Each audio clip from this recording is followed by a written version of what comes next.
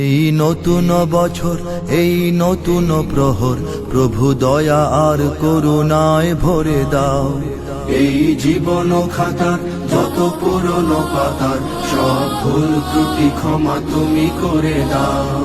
এই নতুন বছর, এই নতুন প্রহর, প্রভু দয়া আর করুণায় ভরে দাও। এই জীবন খাতার যত পুরনো পাতার সব ভুল ত্রুটি ক্ষমা তুমি করে দাও।